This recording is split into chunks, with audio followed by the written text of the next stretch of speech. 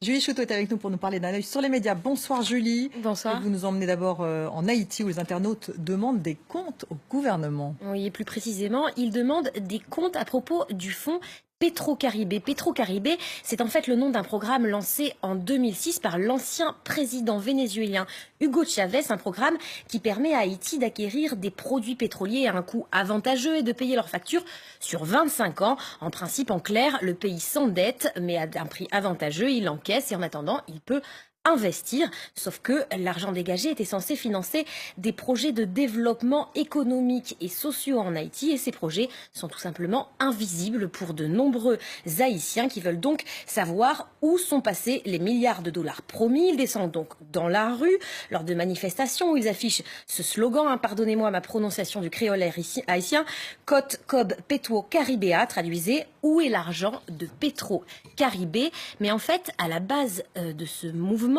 et ce slogan a été lancé sur les réseaux sociaux et relayé par des personnalités comme le cinéaste Gilbert Mirambeau qui, dès le 14 août, incitait les Haïtiens à, comme lui, vous le voyez, se prendre en photo avec une pancarte affichant cette question « Où est l'argent de Petro-Caribé ?» Et l'appel de cette célébrité a été très largement entendu puisque depuis de nombreux internautes, de plus en plus nombreux, ont posté leurs photos et interpellé le gouvernement sous le hashtag Petro-Caribé Challenge.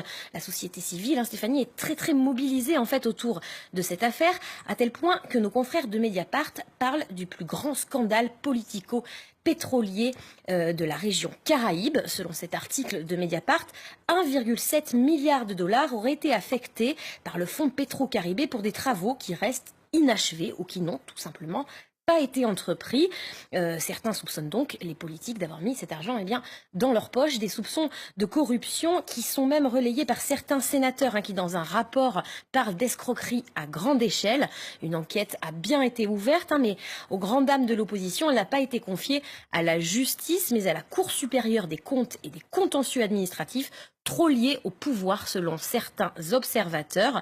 En tout cas, le président haïtien Jovenel Moïse a lui-même été entendu par la Cour des comptes et s'engage à lui remettre toutes les ressources nécessaires pour permettre de, je cite, faire toute la lumière autour du dossier Petro-Caribé. Que cette promesse se réalise, c'est en tout cas le souhait de beaucoup d'internautes, comme par exemple cet enseignant à l'université Notre-Dame d'Haïti. Pour lui, le pouvoir haïtien gagnerait l'estime d'une partie de la population en aidant à apporter les réponses à cette question. Où est l'argent du fonds Petro-Caribé? Et Julie, au Bénin, les internautes se mobilisent. Cette fois, c'est contre une nouvelle taxe sur l'utilisation des réseaux sociaux. Oui, l'accès à des services comme Facebook, WhatsApp, Skype ou encore YouTube devrait désormais coûter plus cher aux internautes béninois. La raison, la décision du gouvernement d'imposer une taxe de 5 francs CFA par mégaoctet pour l'accès à ces services. Selon le gouvernement, cet impôt vise à lutter contre les fake news, mais surtout à compenser les pertes des entreprises de télécommunications. En effet, cette taxe, elle est bien recueillie par les 2 opérateurs de téléphonie mobile du pays, mais elle est reversée ensuite à l'État. Et cette nouvelle taxe sur les réseaux sociaux provoque un tollé, un lever de bouclier sur Internet. Certains internautes ont d'ailleurs lancé le hashtag taxe pas mais MO, cette blogueuse, par exemple, souligne que les réseaux sociaux sont la voix de la jeunesse et que taxer ces mots revient à la bâillonner. Une inquiétude qui est partagée par l'ONG Amnesty International au Bénin, qui elle aussi s'inquiète de la restriction de liberté d'expression orchestrée donc via cette taxe. Et vous terminez avec un champion du monde de foot qui inspire les instituteurs. Il s'agit d'une photo d'une institutrice très créative qui est devenue virale sur les réseaux sociaux. L'enseignante appelle ça la règle d'orthographe Mbappé. Vous la découvrez à l'écran. C'est en fait un moyen mémotechnique pour se rappeler que, sauf exception en français, le N devient un M lorsqu'il est placé devant les lettres M, N et B, comme dans donc, le nom du champion du monde et virtuose Kylian Mbappé.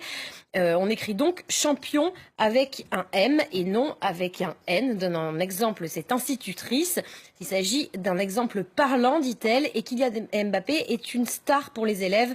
Pédagogiquement, c'est un bon moyen mémotechnique qui se retient aussi bien que où est donc ornicar, que vous connaissez sans doute pour les conjonctions de coordination, une idée qui peut-être inspirera d'autres enseignants qui souhaiteraient intéresser leurs élèves à l'orthographe. Merci Julie.